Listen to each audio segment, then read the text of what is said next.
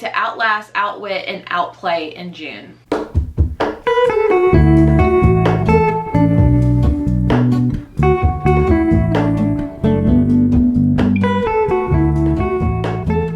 What is up, you guys? Welcome back to my channel. My name is Jessie, and today I'm here to talk about my June TBR, and apologies for the atrocious intro, but it's very on theme for the month of June. So these are the ideas of books that I would like to read for the month of June, but I am actually participating in a challenge, so I really don't know exactly what I'll be reading, but these are books I either have to read or books I would love to get to. So for the month of June, my bestie Gwen is hosting a Survivor challenge on her Patreon, and I am so excited. I am on Team Purple, which I am like living for because purple is my favorite color. I don't want to give too many details about the challenge because this is exclusive to her Patreon, but it is going to be so freaking amazing, and I can't wait to talk about the books that hopefully I can get to during this challenge. I'm going to start this TBR with talking about books that I have to read. So we're going to start with the Sleep When I'm Dead book club pick, which is Everyone is Watching by Heather Gudenkauf. And before we get into the book details about this one, I did want to let you guys know that the very next video you will see on my channel will be announcing July, August, and September. And it's a little chaotic. That's all I'm saying. It's nothing normal. Nothing's normal anymore. Okay. So yeah, so make sure you subscribe if you haven't already, but we will be discussing all of the details about the Sleep When I'm Dead book club picks for this month. But for the month of June, I have Everyone Here is Watching by Heather Gudenkauf, and I'm so excited because I will be joined by Sav from Riveting Reads and also Kat from Cat Chats. The date will be here somewhere on the screen. I don't really know at the top of my head, but I know we are all very excited to get together and chat about this book. And if you didn't know, Sleep When I'm Dead has its own Discord channel, so you can actually join the Discord. You can chat with me, the co-host, and like everyone else that's in the book club about this book, and it's super fun. We have such a fun time over there, so I highly recommend you check out the link down in my description box. I'm really excited to read Everyone is Watching because I recently read The Overnight Guest by Heather Gudenkauf, which I read during the winter. Perfect setting. So now I'm really excited to read her newest release. Let's see, it says this is a twisty locker room thriller about a mysterious high-stake game that proves life-threatening. The best friend, the confidant, the senator, the boyfriend, the executive. 5 contestants have been chosen to compete for $10 million on the game show One Lucky Winner. The catch? None of them knows what or who to expect, and it will be live streamed all over the world. Completely secluded in an estate in Northern California with strict instructions not to leave the property in zero contact with the outside world. The competitors start to feel a little too isolated. When long-kept secrets begin to rise to the surface, the contestants realize this is no longer just a reality show. Someone is out for blood, and the game can't end until the world knows who the contestants really are. So yeah, make sure you check out the Discord. Make sure you grab a copy because we're super excited to read this one. If you didn't know, I actually announced my YouTube memberships back in March, I believe, and since April we actually started doing monthly buddy reads, and it's been a huge success so far. But for the month of June, we are going to be reading Anna O by Matthew Blake. This one was recommended to me by my friend Caitlin from Pride and Paperbacks. She said this one had a very similar vibe to like The Silent Patient by Alex Michaelides, and I loved that one, and I've always been looking for one that has a very similar like feel to it. This one says Anna is a budding 25-year-old writer with a bright future. Then one night she stabs 2 people to death in her sleep. Anna, now dubbed Sleeping Beauty by the tabloids, has a rare psychological disorder known as a resignation syndrome. Dr. Benedict Prince is a forensic psychologist and an expert in the field of sleep-related homicides. To solve the case, he must wake up Anna so she can stand trial. But he has to be careful. Anna's a high-profile suspect, and he's got career secrets and a complicated personal life of his own. As Anna shows the first signs of stirring, Benedict must determine what really happened and whether she should be held responsible for her crimes. Only Anna knows the truth about that night, and only Benedict knows how to discover it. But what they both find out may put them both in grave danger. So definitely giving me the Silent Patient vibes. I'm super excited, and I feel like this whole like sleeping disorder could also be really interesting to read about. So you should see down at the bottom there is a join button right next to the subscribe, or showing that you have subscribed to my channel. You can click that button, and for $2.99 you can join the Paw Print Pals, which is my YouTube memberships. But also if you join, you get early access to all my videos, you get loyalty badges and emojis, and then you also get member only reading sprints, exclusive videos. Yeah, so I definitely recommend that you join us because it is so much fun. I also give you daily updates over on Marco Polo, so you can see my life kind of sort of like in a vlog in a way, just like candid moments. The next book club buddy read that I'm participating in is also again in Gwen's Patreon. So for her Night Owl book club, which is what we're called in her Patreon, she does monthly book clubs, and they're always different. It's not always just one particular book. She does something a little bit different. But for the month of June, we actually got to vote on which book we want to do, and we are going to be reading The Last Murder at the End of the World by Stuart Turton. I haven't personally read anything by Stuart Turton, but I know his most like well-known book is The 7.5 Deaths of Evelyn Hardcastle, which I've seen going around. I just haven't personally picked it up. But this one sounds so good. It sounds like the perfect buddy read. And I got my copy from Barnes & Noble, and I have the peachy orange sprayed edges. Mine also comes with like an orange map end pages as well. But this one sounds like the perfect buddy read for the summer, so I'm really hoping that the Survivor gods will make this happen for me sooner rather than later. This says, outside the island there is nothing. The world was destroyed by a fog that swept the planet, killing everyone it touched. On the planet it is idyllic, 122 villagers and 3 scientists, living in peaceful harmony. The villagers are content to fish, farm, and feast, to obey their nightly curfew, and to do whatever they're told by the scientists. Until, to the horror of the islanders, one of their beloved scientists is found brutally stabbed to death. And then they learn that the murder has triggered a lowering of the security system around the island, which is the only thing that has kept the fog at bay. If the murder isn't solved within 107 hours, the fog will smother the island and kill everyone on it. But the security system has also wiped everyone's memories of exactly what happened the night before, which means that someone on the island is a murderer and they don't even know it. I love that. This is going to be such a fun read, and I cannot wait to discuss it with other night owls. So again, I'm going to also leave Gwen's Patreon so you can join, so that way you can join, see the Survivor Challenge, but also join us for the buddy read. Okay, and then for the next read that I want to talk about, I did at the beginning of the year have my husband pick 12 books that I have to read each month, and we wrapped them up, so it's kind of like a blind date with a book situation. I did, however, not get to The Perfect Ruin yet, which today is the 24th, so I still have time. So this may also follow into the month of June, but I have this one.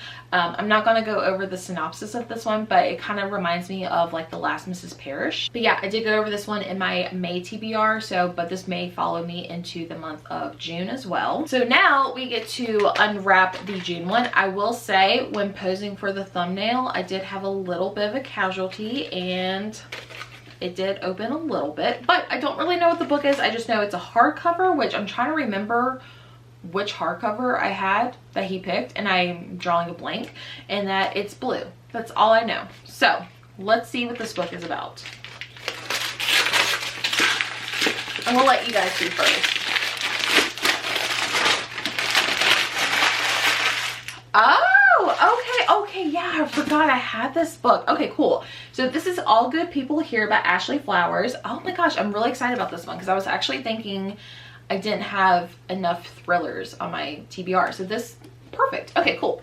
So this is All Good People Here by Ashley Flowers. I believe she is the founder and chief executive officer. Let's see. Yeah, I believe she is one of the hosts of Crime Junkies, which is a like true crime podcast, which that's interesting. I personally don't listen to that podcast. Probably should. I heard really, really good things about it. But this is All Good People Here. I know this was really popular. I've heard not so great things. Oh my gosh, I still have a bookmark and my receipt where I bought it in Virginia Beach at Prince Books. Oh my gosh. That's awesome. Okay, cool. So I do know this is her debut book. I haven't heard like, I've heard like very meh reviews. Like it's not terrible, it's not good, but I'm excited to like form my own opinion. This says, everyone in a small town Indiana remembers that infamous case of January Jacobs, who was discovered in a ditch hours after her family awoke to find her gone. Margot Davies was 6 at the time, the same age as January, and they were next door neighbors. In the 20 years since, Margot has grown up, moved away, and become a big city journalist, but she has always felt haunted by the feeling that it couldn't have been her. And the worst part is, January's killer has never been brought to justice. When Margot returns home to care for her uncle after his diagnosed of an early onset dementia, she feels like she's walked into a time capsule. The town is exactly as she remembers. Then news breaks about a 5-year-old, Natalie, who from the next town over, who has gone missing under circumstances eerily similar to January's. With all of the odd feelings rushing back, Margot vows to find Natalie and to solve January's murder once and for all. But the police, Natalie's family, the townspeople, they've all seemed to be hiding something. And the deeper Margot digs into Natalie's disappearance, the more resistance she encounters and the colder January's case feels. Could January's killer still be out there? Is this the same person who took Natalie? And what will it cost to finally discover what truly happened that night 20 years ago? So, love that. It seems a little cliche, like, oh, something happened like 20 years ago and I have to go back to my hometown. Like, but I typically like that trope, so I'm excited. Good pick, Justin. All right, I do have 2 more thrillers I want to talk about, and then we'll get into some romances. So I do have Kill for Me, Kill for You by Stephen Kavanaugh. I've talked about this for 2 months. For some reason, I just have not picked this one up. I still have like a good week until May is over, so I could still read this one. This is just another one that could, you know, drift over into the month of June, so I won't talk about this one too much. But the next book I have actually picked up when I was in Vegas. This is B.A. Paris's The Guest, which, if you know me, I love Behind Closed Doors by B.A. Paris. It has always been one of my top favorites. I read it when I first got back into thrillers, but every book since then has been such a disappointment. And I'm just like, oh, when are you going to write something that I'm going to love? I bought it, and then I found out that one of my friends on the trip read it and I think gave it 1 star. So I'm like, great. Love that for me. This one says, Israel and Gabriel have just arrived home from a make it or break it holiday, but a shock awaits them. One of their closest friends, Laura, is in their house. The atmosphere quickly becomes tense as she oversteps again and again, sleeping in their bed, wearing Iris's clothes, and even rearranging the furniture. Laura has walked out on her husband and the couple's good friend Pierre over his confessions of an affair and a secret child. Iris and Gabriel want to be supportive of their friend, but as Laura's mood becomes increasingly unpredictable, her presence takes its toll. Iris and Gabriel's only respite comes in the form of a couple new to town, but with them comes their gardener who has a checkered past. Soon, secrets of all their past will come unraveled, some more dangerous than they could have known. So, sounds twisty, sounds domestic, sounds like I'm gonna like it, but I have very low expectations, Miss Paris. But I'm really excited to read this one. It does sound really good. That's the thing. She always has these really great ideas, but everything I've always just been disappointed in. So we'll see. Woo! Let's talk about some romances. So of course I'm going to have Funny Story by Emily Henry. So I know this one was on my May TBR, but May was just such a weird, funky month, to be honest, that I just honestly didn't get to this one. And I don't know, I felt like I was scared to read it just because I was not a huge fan of Happy Place, but I think I'm ready. I'm super excited. I can't wait to read it. I'm not going to read what it's about because I want to go into this one knowing absolutely nothing. But it's on my TBR. Speaking of picking up a romance book by an author that I was kind of disappointed in last year, I have the new Carly Fortune book, which I'm super excited. This summer will be different, and I'm very excited to read this one. I really loved Every Summer After, and Meet Me at the Lake was just okay, so I'm really hoping for a redemption. So I want to talk about this one. This says, this summer they'll keep their promise. This summer they won't give in to the temptation. This summer will be different. Lucy is a tourist vacationing at a beach house on Prince Edward Island. Felix is a local who shows her a very good time.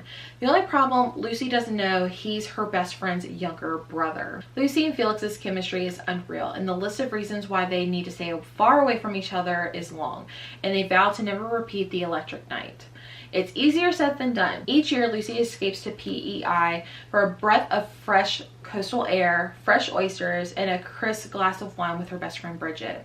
Every visit begins with a long walk on the beach beneath soaring red cliffs and a golden sun. In every visit, Lucy promises herself she won't wind up in Felix's bed. Again.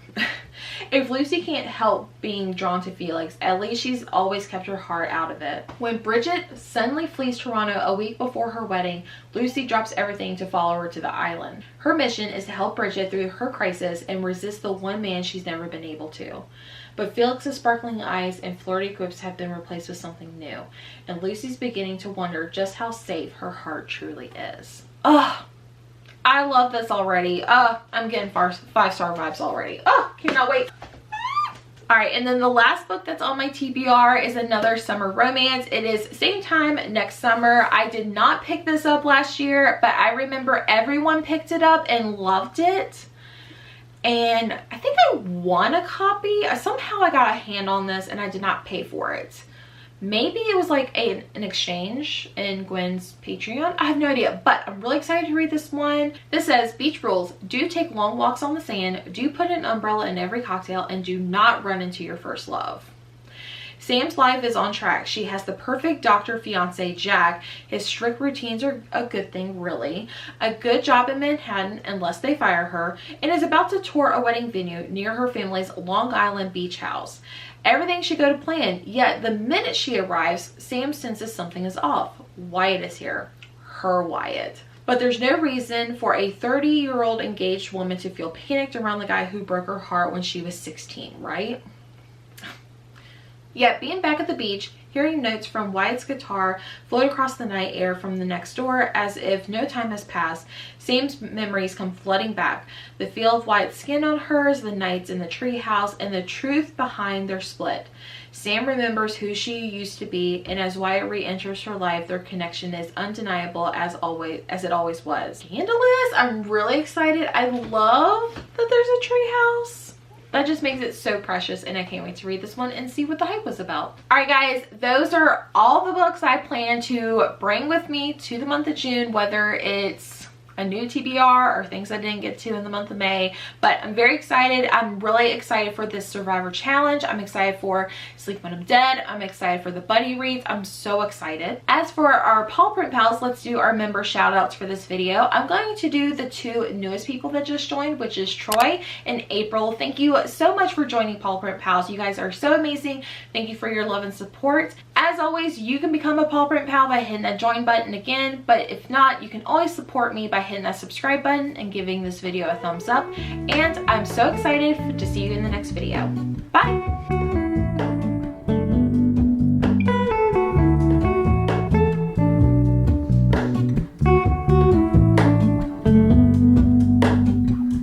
Hello, Ramona. I can't shake the simplest feeling beyond the ghost. We stand on the